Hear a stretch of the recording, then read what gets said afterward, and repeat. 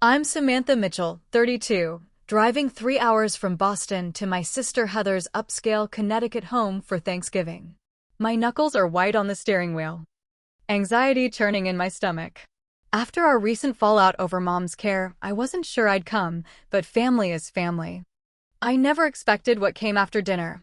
Greg's surprise gift-giving ceremony that left me empty-handed while my own sister laughed. If you've ever felt invisible in your own family, you know that hollow ache. Before I share what happened next, let me know where you're watching from and hit subscribe. Family drama hurts, but sometimes it's the way-up call we need. My life in Boston isn't glamorous, but it's mine. I teach third grade at an elementary school in a working-class neighborhood, where construction paper and glue sticks are my daily companions rather than spreadsheets and stock portfolios. The kids make it worthwhile. Their gap-toothed smiles when they finally understand fractions or write their first complete paragraph make the modest salary and long hours fade into the background. 4 months ago, Marcus and I broke up after 4 years together. He wanted to move to Seattle for a tech job. I couldn't leave my students mid-year, and, honestly, Boston has always felt like home. The apartment feels emptier now, especially when I come home to silence instead of his terrible jokes about my cooking. But I've been filling the space with yoga classes and a book club, the kinds of things I'd let slide during our relationship. Growing up, I was always the responsible one. While Heather painted her nails and practiced cheerleading routines, I made sure Mom's birthday gifts were wrapped and Dad's shirts were ironed for important meetings. I didn't mind, exactly. Someone needed to do these things, and Heather had always been the family's sparkling center of attention. Our parents tried to hide their favoritism, but it showed in small ways. When Heather brought home B- grades, Dad would take her for ice cream as a good job reward. My straight A's earned a distracted pat on the shoulder, and that's what we expect from you, Sam. When Heather made the cheerleading squad after 3 attempts, Mom threw a party. When I was selected as editor of the school newspaper, I got a "that's nice, dear" over dinner. Despite this, Heather and I were close as children. 3 years apart, we shared a bedroom until I was 12, whispering secrets after lights out and defending each other from playground bullies. The distance grew during high school when her popularity eclipsed our sisterhood, and widened further during college when she joined a sorority and I buried myself in education courses. 5 years ago, Heather married Greg Winters, a tall, square-jawed investment banker with a perpetual smirk that never quite reached his eyes. From our first meeting at their engagement party, something about him raised my hackles. He sized me up like a potential investment, asking pointed questions about my career choice, teaching?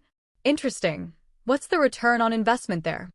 And making thinly veiled comments about my modest apartment, cozy, very economical. Their wedding was a lavish affair at a vineyard in the Hamptons.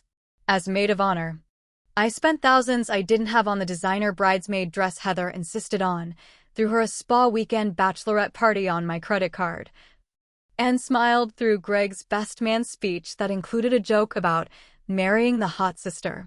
Heather laughed it off. I drank another glass of champagne and reminded myself this was her day. Since then, Greg has perfected the art of subtle digs whenever we're together. He asks if I've considered real estate or something more ambitious than teaching. He comments on my used Toyota while washing his BMW in the driveway during family visits. He speaks just loudly enough about their latest vacation when I mention being excited about my week at a friend's lake house. And Heather, eager for his approval, either doesn't notice or pretends not to.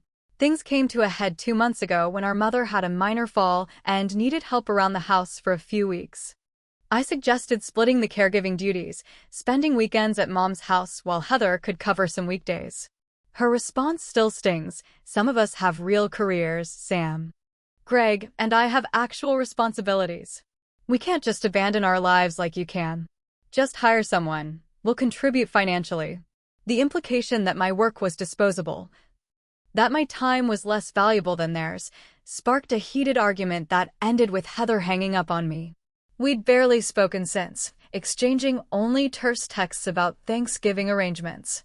Still, I spent a Sunday afternoon baking pumpkin bread and putting together thoughtful gifts for everyone, hand-knitted scarves for my parents in their favorite colors, specialty coffee beans for my Uncle James, a first-edition book for my literature-loving Aunt Patricia, whose porcelain face had cracked years ago. I'd found a doll restorer who matched the paint perfectly, and I couldn't wait to see her face when she opened it. The morning of Thanksgiving, I packed my modest Honda with gifts and food contributions, stopped for coffee, and began the 3-hour drive from Boston to Greenwich, Connecticut. The highway stretched before me, and I rehearsed peaceful conversation topics in my head. I wouldn't bring up the argument. I wouldn't react to Greg's inevitable comments. This was about family, and despite everything, I missed my sister, the real Heather who existed before Greg, before competition replaced connection. As I crossed the state line, I allowed myself to hope that maybe this Thanksgiving could be the beginning of healing the rift between us. Heather and Greg's house in Greenwich made my entire apartment look like a closet by comparison. The sprawling colonial with its manicured lawn and circular driveway seemed to be making a statement about success before you even reached the front door. I parked my Honda between my dad's Lexus and Uncle James's Mercedes, trying not to feel self-conscious about the coffee stain on my passenger seat. The front door swung open before I could ring the bell. Heather stood there in a cream cashmere sweater and designer jeans, her honey blonde hair arranged in perfect waves. "Sam, you made it." Her voice was pitched too high, her smile too wide as she air-kissed near my cheek. "It's been forever." 2 months isn't forever, I said, trying to keep my tone light. "Thanks for having me." Greg appeared behind her, one hand on her waist in a gesture that seemed more possessive than affectionate. "Samantha, nice of you to join us." His eyes flicked to the pumpkin bread in my hands. Where there had once been warm cherrywood paneling, there were now stark white walls with minimalist art and a chandelier that probably cost more than my annual salary. "Wow, you've changed things," I commented, trying to sound neutral. "Greg worked with a designer from New York," Heather explained, her eyes seeking his approval. The old look was so dated. The knot in my stomach loosened slightly. Aunt Patricia, Dad's sister, embraced me next. At 65, she remained as elegant and sharp-witted as ever. "Samantha, you're a sight for sore eyes. These society gatherings need more people with actual substance." She shot a meaningful glance toward Greg, who pretended not to hear.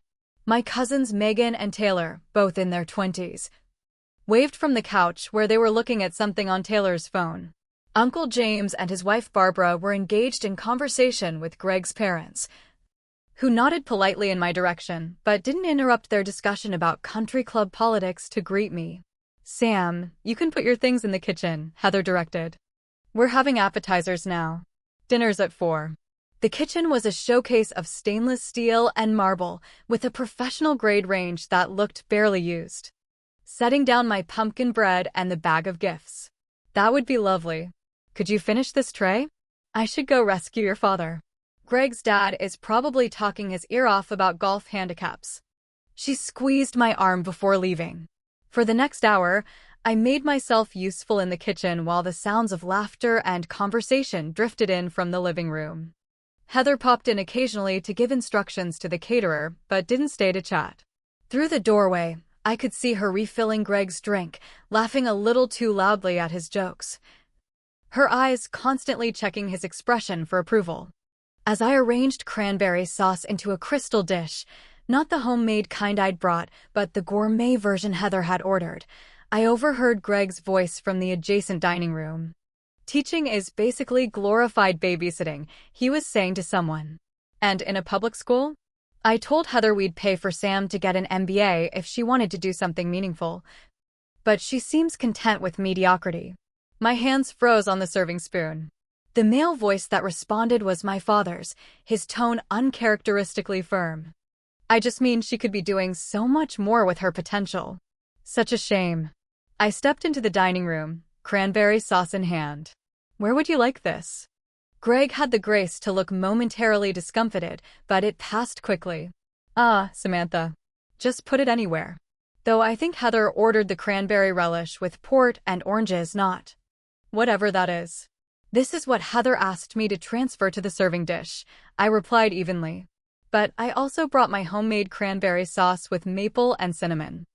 I'd love to try your cranberry sauce, Sam. Your mother raves about your cooking. Greg's phone chimed, and he glanced at it. Excuse me, market update. He strode from the room, already dialing. Dad sighed. Don't let him get to you, kiddo. I'm trying, Dad. I arranged the crystal dish on the immaculately set table, wondering not for the first time what my sister saw in Greg beyond his financial portfolio. When I returned to the kitchen, Aunt Patricia was there, pouring herself a generous glass of wine. It's like watching her constantly audition for the role of perfect wife. Patricia sipped her wine thoughtfully. Marriage shouldn't diminish you. It should amplify who you truly are. Before I could respond, Megan and Taylor bounded into the kitchen. Sam, we've barely said hello, Megan exclaimed, giving me a side hug. How's Boston? Any cute guys since Marcus? Their genuine interest in my life was a bomb. We chatted about my book club. Taylor immediately asked to join next time she was in Boston, and Megan's new job in graphic design until Heather appeared in the doorway. If you're all done hiding in the kitchen, we're about to sit down for dinner, she announced, her tone suggesting we'd been doing something inappropriate rather than having a conversation. As everyone migrated to the dining room, I couldn't help but notice I'd been seated at the opposite end of the table from Heather and Greg, between Uncle James's wife Barbara, who I'd met only twice before, and Greg's mother, who immediately turned to engage with the person on her other side. Looking up the length of the table, I caught Aunt Patricia's eye. She raised her wine glass slightly in a gesture of solidarity that made me feel a little less alone. Thanksgiving dinner at Heather and Greg's was a production worthy of a magazine spread. The 20-foot dining table gleamed with polished silver and crystal glasses that caught the light from the custom chandelier. Each place setting featured personalized calligraphy name cards and individually selected wine pairings. The turkey, professionally carved in the kitchen, arrived on a silver platter garnished with herbs and citrus slices. Side dishes appeared in a steady procession: truffled mashed potatoes, haricots verts with caramelized shallots, brioche stuffing with chestnuts, and 3 types of cranberry sauce, none of which was my homemade version, I noticed. From my position at the far end of the table, I watched Heather orchestrate the perfect Thanksgiving performance. She'd alert the catering staff with subtle nods when a dish needed replenishing and touch Greg's arm whenever he spoke, laughing at appropriate intervals. It was like watching a dance where she knew all the steps but couldn't quite feel the music. Greg dominated the conversation from his position at the head of the table. The market's been interesting this quarter, he announced, swirling his wine. My team just closed a deal with a tech startup that's going to revolutionize the industry. Can't say much more. Confidentiality agreements, but let's just say next year might involve a much bigger house. He winked at Heather, who beamed with practiced adoration. That's wonderful, Greg, my mother said politely. Then, in what I recognized as an attempt to include me in the conversation, she added, Samantha, how are things at your school? Still enjoying teaching 3rd grade? Before I could answer, Greg interjected, 3rd grade, that's what, 8-year-olds? Glorified babysitting, as I was saying earlier. He chuckled. And Heather joined in with a trill of laughter that didn't reach her eyes. I took a measured breath. Actually, it's incredibly rewarding. We're currently working on a community service project where the kids are creating care packages for veterans. They're learning empathy alongside academics. That sounds meaningful. Our neighbor's son Jeremy is single. Harvard Business School graduate, works in private equity. Very handsome. She looked me up and down critically. He likes athletic women. But I'm sure he wouldn't mind someone more academic. Mom, Greg warned, though he was smirking. What? I'm trying to help. Samantha isn't getting any younger. And after that boyfriend moved across the country, well, sometimes women need to be more accommodating to find a good match. I gripped my fork tighter. An uncomfortable silence fell, broken by my cousin Taylor's boyfriend Kyle clearing his throat. Actually, speaking of relationships, he turned to Taylor, whose eyes widened as he reached into his pocket. I was going to wait until after dinner, but this feels like the right moment. What followed was an elaborate proposal involving a platinum diamond ring and tears from Taylor. The table erupted in applause and congratulations, momentarily shifting attention away from my singlehood. As genuinely happy as I was for my cousin, the timing intensified my sense of isolation. While dessert was being prepared, conversation turned to holiday plans. "We're hosting Christmas this year," Heather announced. "Greg's planning a ski trip to Aspen afterward for New Year's. Just immediate family." "Sounds lovely." "It's winter break," I pointed out quietly. "Well, you know how dedicated Sam is to her students," Heather jumped in, laughing nervously. "Always working, this one." In the pristine guest bathroom with its marble countertops and designer hand towels, I stared at my reflection. My cheeks were flushed, eyes bright with unshed tears. "Get it together, Sam," I whispered to myself. "It's just one dinner." When I returned, the conversation had shifted to Greg's recent golf tournament victory. I caught bits of his detailed recounting of each hole as I picked at my pumpkin pie, which suddenly tasted like cardboard. "The 16th hole was playing long because of the wind," he was explaining. "Always taking risks that pay off." "Speaking of taking risks," Greg said, pushing back his chair, "I have a little surprise for everyone." Greg stood at the head of the table, commanding attention like a CEO at a shareholders' meeting. "Before we move to the living room for coffee, I'd like to take a moment to express my gratitude for family." He gestured to the catering staff, who had lined up along the wall with elegant gift bags and boxes. "Thanksgiving is about appreciation," Greg continued. This hadn't been mentioned in any of the Thanksgiving planning discussions. Under my chair, my own gift bag filled with carefully chosen presents sat waiting. I'd planned to distribute them during dessert, but had held back when the surprise engagement monopolized everyone's attention. "First, for James and Barbara," Greg announced, as a staff member placed a small envelope before my uncle and his wife. "A membership to the Westchester Golf and Country Club. No more waiting for guest passes when you visit us." Uncle James's eyes widened. A membership there cost upwards of $50,000, with annual dues in the five figures. "Greg, this is too much," he protested weakly, already opening the envelope. "Nonsense. Your family now." Greg's smile didn't reach his eyes. "For Patricia," Greg continued, as another envelope was presented. "A spa weekend at Canyon Ranch. Everyone needs self-care, especially those of us getting on in years." Aunt Patricia accepted the envelope with a tight smile, clearly noting the age dig. "For the newly engaged couple," Greg announced, as a large box was placed before Taylor and Kyle.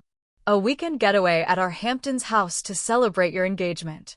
The staff will be informed of your arrival." Taylor squealed with delight while Kyle looked slightly uncomfortable at the extravagance. "For Megan, something to upgrade your work wardrobe now that you've entered the professional world." A medium-sized box was placed before my younger cousin, who opened it to reveal a Prada handbag that probably cost more than her monthly rent. "Mom and Dad," Greg addressed his parents, "a new set of golf clubs custom-fitted for each of you. Top of the line." His parents nodded appreciatively, as if they'd expected nothing less. "And for Robert and Diana," Greg turned to my parents, "something special." A larger envelope was presented with flourish. "A 10-day Mediterranean cruise, first-class accommodations. You mentioned wanting to see Greece." My mother gasped. "Greg, this is extremely generous, but—" "No buts," Greg interrupted. "You deserve it after raising such an amazing daughter, who makes every day a gift just by being in my life." He nodded to the staff member, who placed an unmistakable small jewelry box before Heather. Heather opened it with practiced surprise. I sat quietly waiting. Around me, family members were admiring their gifts, exclaiming over the generosity.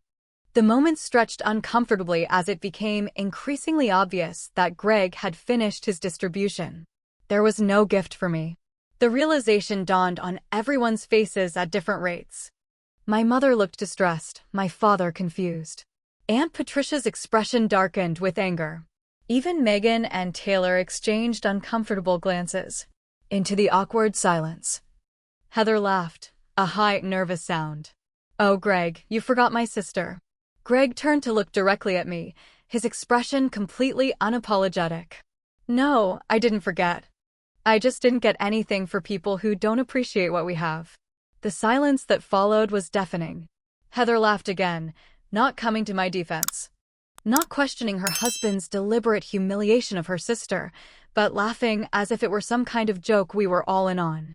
Greg has such a dry sense of humor, she said to the table at large, her smile strained. She didn't meet my eyes. I felt as if all the air had been sucked from the room. The beautiful meal I'd just eaten turned to lead in my stomach. Heat rushed to my face, not from embarrassment, but from a complex mixture of hurt, anger, and, most painfully, the betrayal of my sister's laughter. My father broke the silence. Greg. That was completely inappropriate.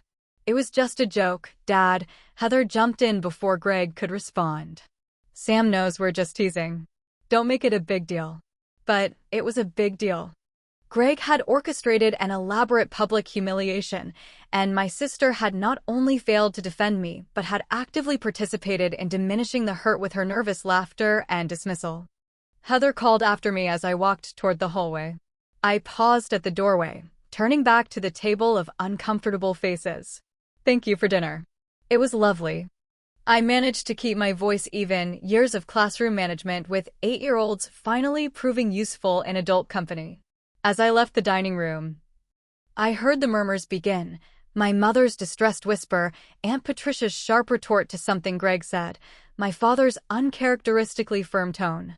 But all I could focus on was reaching the guest bedroom where my coat was stored, needing a moment to collect myself before deciding whether to leave entirely. The guest room was immaculate. Like a hotel suite no one actually lived in. I sat on the edge of the bed, hands shaking slightly as I tried to process what had just happened. The deliberate exclusion, the public humiliation. Aunt Patricia entered without waiting for a response, closing the door firmly behind her. That man, she said without preamble, is a complete jackass. Despite everything. A small laugh escaped me. Aunt Patricia had never been one to mince words. She sat beside me on the bed. Are you all right? Not really, I admitted. But I will be. Your sister's behavior was inexcusable, she said firmly. I don't know what's happened to her these past few years. But the Heather I remember would never have allowed anyone to treat you that way. Her words unlocked something in me, memories of how things used to be before Heather's identity became so wrapped up in being Greg's wife. I remembered when we were 10 and 13. How Heather had stood up to neighborhood bullies who made fun of my glasses. I remembered her sleeping on a chair in my college dorm room when I had mono, bringing me soup and reading to me when my eyes hurt too much to look at books. She's different now, I said quietly. It's like she's forgotten who she is outside of being Mrs. Gregory Winters. I can leave quietly and let Greg win, or I can go back out there with my head held high and show him that his money can't buy class, and it certainly can't break me. Patricia squeezed my hand. I think it's time I handed them out. I walked back downstairs with Aunt Patricia, my gift bag in hand. The awkward aftermath of Greg's stunt was still evident in the living room, where family members sat in tense clusters. My mother looked up anxiously when she saw me, relief washing over her face that I hadn't left. Greg stood by the fireplace, tumbler of scotch in hand, looking completely unrepentant as he chatted with his father. Heather hovered nearby, a forced smile fixed on her face as she directed the catering staff serving coffee and dessert plates. The tennis bracelet glittered on her wrist each time she moved. I set my bag down on the coffee table and cleared my throat. I actually brought some gifts too, I said, my voice calmer than I felt.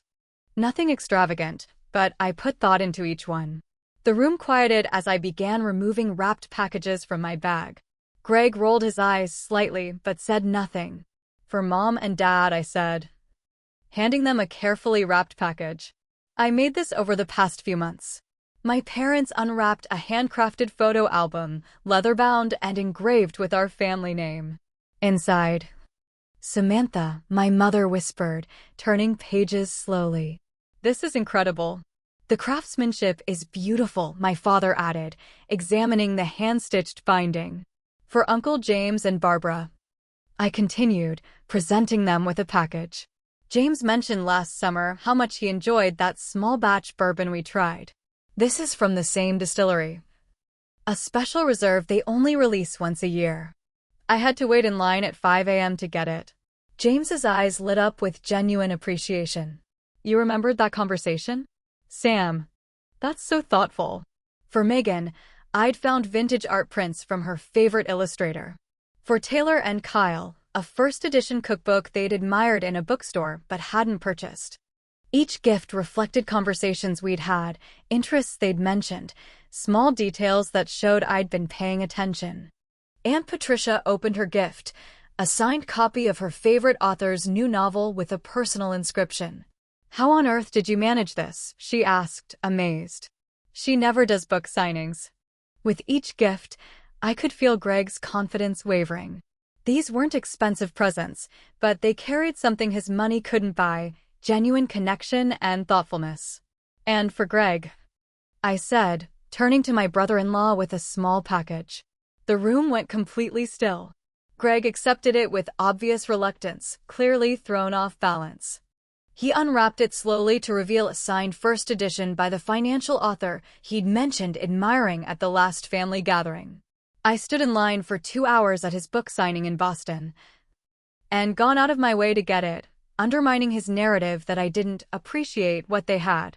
Thank you, he said stiffly, setting the book aside without further comment. Finally, I turned to Heather, holding the last package. This one took the longest to prepare. Heather took it uncertainly, her expression guarded.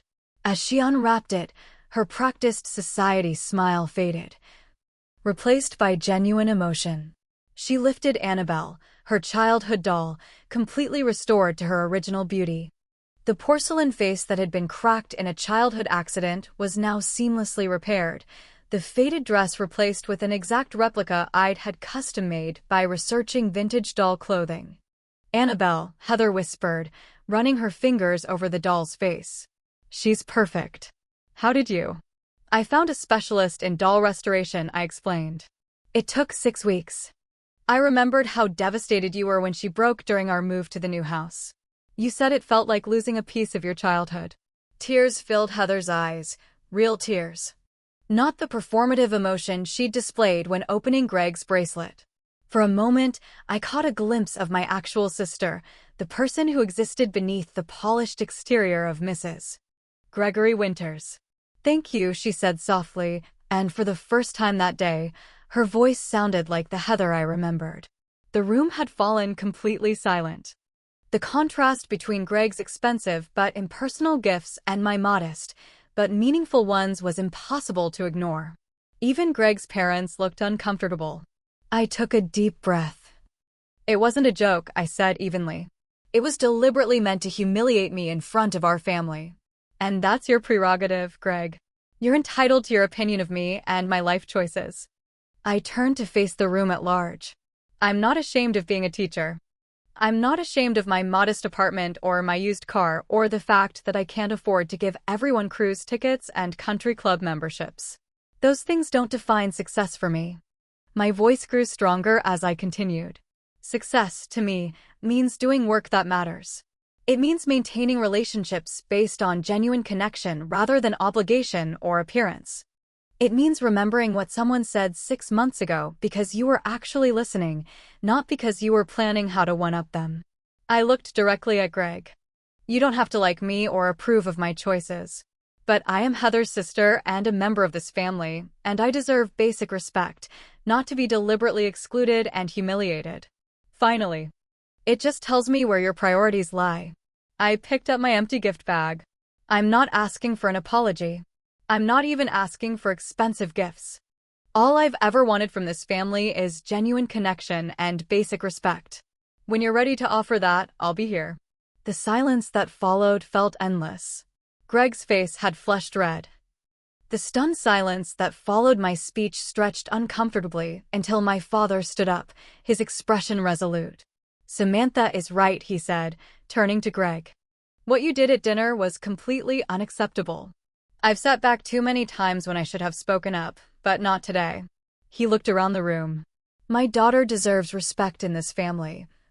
My father replied evenly. But how you treat my daughter determines whether we'll be in this house in the future. My mother looked torn, her eyes darting between me and Heather. We should all just calm down, she said, her natural peacemaking instincts kicking in. It's Thanksgiving. I'm perfectly calm, Mom, I assured her. And I meant what I said. I'm not angry. I'm just setting a boundary. Uncle James cleared his throat. The girl has a point, Greg. That stunt with the gifts was in poor taste.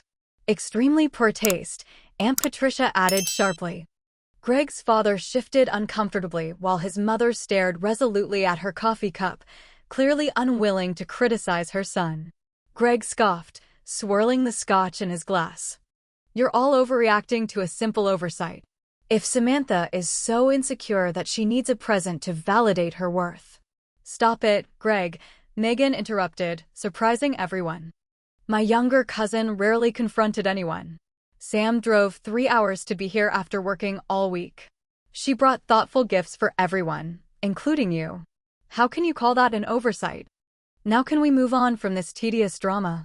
That's not an apology, Kyle murmured, earning a glare from Greg. Heather had remained silent throughout the exchange, staring at the restored doll in her hands. When she finally looked up, her expression was conflicted. Sam, you're making too big a deal of this. You know Greg was just joking. She was still choosing the path of least resistance, still prioritizing Greg's comfort over the very real hurt he'd caused. This isn't about the gifts, Heather, I said quietly. This is about years of subtle digs, dismissive comments, and you're laughing along instead of standing up for me, your sister. That's not fair, she protested weakly. You're always so sensitive. I think Samantha owes us an apology, Greg interjected, his voice hard. We invited her into our home, provided an expensive meal, and now she's creating drama and turning everyone against us. The absurdity of his statement might have been funny if it weren't so calculated. He was attempting to rewrite the narrative, casting himself as the victim rather than the instigator. I won't apologize for standing up for myself, I said firmly. But I will apologize to everyone else for the uncomfortable situation. This isn't how any of us wanted to spend Thanksgiving. I turned to my parents. Mom, Dad, I think I should head back to Boston. Samantha, no, my mother protested. It's getting late, and it's a long drive. I'll be fine. I'd rather drive now than stay where I'm not welcome. You're welcome to come with us, Aunt Patricia offered. We have plenty of room at the hotel. I smiled gratefully but shook my head. Thank you, but I think I need some time alone. As I gathered my coat and purse, various family members approached to say goodbye. My cousins hugged me tightly, whispering encouragement. Uncle James and Barbara expressed their regret about how the evening had unfolded. My parents seemed torn between staying with Heather and leaving with me. Stay, I told them gently. It's late. Heather suddenly appeared beside me, still clutching Annabelle. You're really leaving? Just like that. What would you have me do, Heather? Stay and pretend everything's fine? That's your specialty, not mine. Her eyes flashed with hurt. That's not fair. None of this is fair, I replied. But it's the reality we're in. She followed me onto the front porch, closing the door behind us for privacy. For a moment, we stood in silence, our breath forming small clouds in the cold November air. Why did you do this? She asked finally. Why couldn't you just let it go? Because I'm tired of letting things go, Heather. I'm tired of being the bigger person while Greg belittles me and you stand by and laugh. He doesn't mean anything by it, she insisted, but her voice lacked conviction. Yes, he does. And deep down, you know it. I studied my sister's face in the porch light. What happened to you? Heather? You used to be the first person to stand up for me. Now you're the first person to laugh when Greg puts me down. Something flickered in her eyes. Recognition, perhaps, or shame. It's complicated. Is it? Because from where I'm standing, it seems pretty simple. You've chosen Greg's approval over everything else, including your relationship with me. That's not true. She protested weakly. Then why didn't you say anything when he deliberately excluded me tonight? Why did you laugh instead of calling him out? She had no answer. Just stared down at the doll in her hands. The thing is, Heather, I continued more gently, I don't think you're happy. Not really. I see how you monitor his reactions. How you modify your behavior to avoid his disapproval. That's not love, that's fear. Her head snapped up. You don't know anything about my marriage. Maybe not. But I know my sister. And the woman who laughed when her husband humiliated me tonight? That's not her. Tears filled Heather's eyes. You don't understand the pressure. Everything has to be perfect. Greg expects. What about what you expect, Heather? What about what you want? I gestured toward the house. Is this really it? This performance of a perfect life. For a moment. The door is always open when you're ready to be my sister again. As I walked to my car, I heard Greg's voice behind me. Drama queen. Always has to make everything about her. Heather's response, if there was one, was too quiet to hear. The drive home was long and dark. Occasional snowflakes drifted across my headlights as I navigated the highway back to Boston. My mind replaying the evening's events. There was hurt, certainly, but also a strange sense of liberation. For the first time in years. Just checking that you're okay, he said, his voice concerned. I'm fine, Dad. Almost to the Massachusetts border. What you did tonight. He paused. It took courage, Sam. We're heading home tomorrow instead of staying the weekend. Your mother and Greg's mom had words after you left. Despite everything, I smiled slightly. My soft-spoken mother having words with anyone was difficult to imagine. Will you be okay for Christmas? He asked. We don't have to go to Greenwich. Let's talk about it later, I suggested. We have time to figure it out. After we hung up, I drove in silence, watching the mile markers pass. My apartment would be cold and empty when I arrived. But it was mine, a space where I didn't have to apologize for my choices or adjust my worth based on someone else's assessment. As I crossed the state line into Massachusetts, my phone chimed with a text message. At the next rest stop, I pulled over to check it, surprised to see Heather's name on the screen. I'm sorry, the message read simply. 2 words. Not enough to erase years of hurt, not enough to explain her behavior, but perhaps enough to keep the door open to whatever might come next. The drive back to Boston seemed longer than the trip down, despite lighter traffic. By the time I unlocked my apartment door just after midnight, exhaustion had settled deep in my bones. The silence that greeted me was both a relief after the emotional chaos of the evening and a stark reminder of my solitude. I dropped my keys on the counter and surveyed my modest living space. After the opulence of Heather and Greg's mansion, my 1-bedroom apartment might have seemed shabby to some, but to me, it was a sanctuary filled with things that brought me joy. Bookshelves crammed with novels and teaching resources, framed photographs of friends and students, houseplants thriving on every available surface, and the comfortable if slightly worn furniture where I'd spent countless evenings grading papers or enjoying quiet moments with a cup of tea. Too wired to sleep despite my exhaustion. I made myself chamomile tea and sat by the window, watching snowflakes begin to fall more steadily across the Boston skyline. The events of the day played through my mind on repeat. Greg's deliberate humiliation, Heather's nervous laughter, the family's shocked reactions, and finally, my own unexpected strength in speaking my truth. I checked my phone again. Rereading Heather's 2-word text, I'm sorry. What exactly was she sorry for? The years of enabling Greg's behavior? Tonight's specific incident?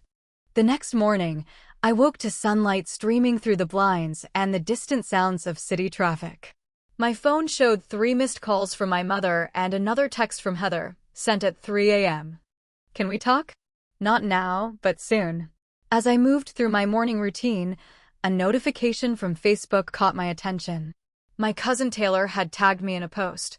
Thankful for family who remind us what really matters. Love you, Cousin Sam. Curious. I scrolled through her Thanksgiving album and found something unexpected. A photograph Taylor had captured of Greg and Heather in what appeared to be an intense argument on their back patio. Some relationships aren't what they seem from the outside. The post had been removed within an hour, but not before I'd seen it. Taylor had always been impulsive with social media, often posting and deleting on a whim, but the image stayed with me.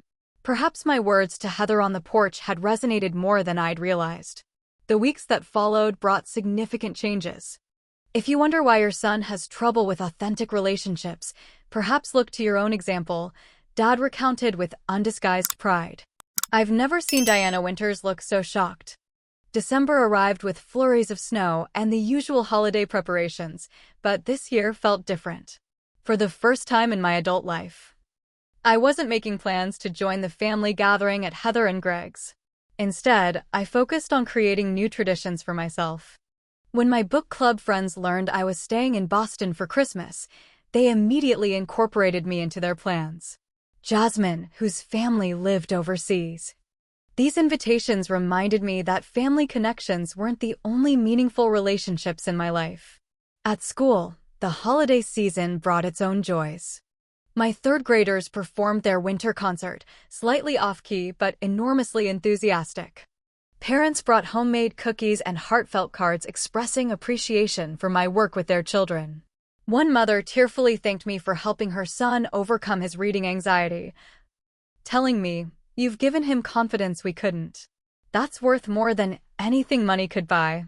Her words struck a chord, reinforcing what I'd tried to express at Thanksgiving, that value isn't measured by salary or status, but by impact and connection. 2 weeks before Christmas, I received another text from Heather. "Greg's away on business this weekend. Could we meet halfway? Just us." We arranged to meet at a cafe in Hartford, each driving about 90 minutes. When I arrived, Heather was already there. Looking different than she had at Thanksgiving. Her hair was pulled back in a simple ponytail, her face free of makeup, wearing jeans and a sweater rather than her usual polished ensemble. "You look nice," I said, sliding into the booth across from her. "More like yourself." She gave a small smile. "I feel more like myself, I think." Over coffee, Heather gradually opened up about what had happened after I left Thanksgiving night. "Greg and I had the biggest fight of our marriage," she admitted. "And I realized you were right." She went on to reveal things I'd suspected but never known for certain: Greg's controlling behavior, his criticism of her friends until she stopped seeing them, his insistence that she quit her marketing job because his wife didn't need to work. Most troublingly, his gradual isolation of her from family and friends who might question his behavior. "The restored doll broke me," she confessed. "Seeing Annabelle again, it reminded me of who I used to be before Greg.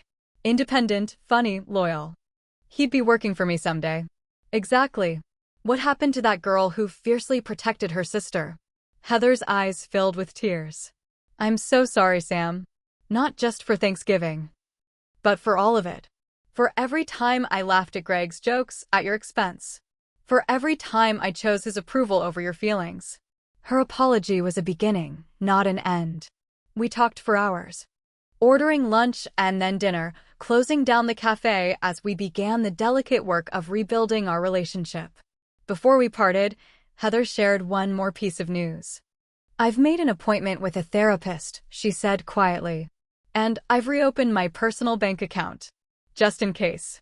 "In case of what?" I asked, though I suspected I knew. She shrugged, not quite ready to articulate what we both understood, that she was creating an escape route from her marriage. Christmas came and went without the usual family gathering. My parents visited me in Boston instead, my father helping to fix the leaky faucet in my bathroom while my mother filled my freezer with homemade meals. We exchanged modest gifts and played board games, laughing more freely than we had in years without the pressure of performing for Greg's approval. As winter melted into spring, Heather's texts and calls became more frequent. In March, she called with news that sent a shock wave through the family. She and Greg were separating. "He's been moving money around," she explained. "The business isn't doing as well as he pretended." All those expensive gifts at Thanksgiving? He put them on credit cards that were already maxed out. It was all for show. The revelation that Greg's extravagant gift-giving had been a financial performance rather than a gesture of generosity confirmed what I'd long suspected. His value system was built entirely on appearances, with Greg fighting to maintain the illusion of success even as his business faced mounting debt. The mansion in Greenwich was sold to cover liabilities, the country club membership relinquished. When November arrived again, I found myself hosting Thanksgiving in my modest apartment. My parents came, as did Aunt Patricia and my cousins. Heather arrived last, bearing a homemade pumpkin pie and a bottle of wine. I can't believe you're doing this in your tiny kitchen, she marveled, watching me navigate the limited counter space. It's not about the kitchen size, I reminded her. It's about the company. As we gathered around my second-hand dining table, extended with a card table borrowed from a neighbor to accommodate everyone, I looked at the faces of my family. My father, more relaxed than I'd seen him in years. My mother, laughing at one of Aunt Patricia's outrageous stories. My cousins, arguing good-naturedly about basketball teams. And Heather, her face alight with authentic joy rather than performative perfection. When the time came to express what we were thankful for, Heather reached for my hand. I'm thankful for second chances, she said simply. And for sisters who tell you the truth even when it hurts. The painful experience of last Thanksgiving had become the catalyst for positive change in ways I could never have predicted. Heather was rediscovering her authentic self. My parents were more actively engaged in our lives. And I had found a new confidence in standing up for myself and my choices. That difficult day had taught me that genuine connections matter more than appearances, that speaking your truth with dignity is more powerful than silently accepting disrespect, and that sometimes the most loving thing you can do for someone is to hold them accountable. As I looked around my table, I realized that success isn't measured by square footage or designer labels or even career prestige. It's measured by the authenticity of your relationships, by the impact you have on others, and by the courage to live according to your own values rather than someone else's expectations. The holiday season will always bring challenges. Family dynamics are never perfect, but now I face them with the knowledge that I deserved respect simply for being me. That was worth more than any gift money could buy. Have you ever had to stand up to family members who didn't respect your life choices? How did you handle it? I'd love to hear your stories in the comments below. If this resonated with you, please hit that like button and subscribe for more real-life stories about navigating complex family relationships. And remember, your worth isn't determined by someone else's measuring stick. Thank you for listening, and I wish you strength and authenticity in all your holiday gatherings this year.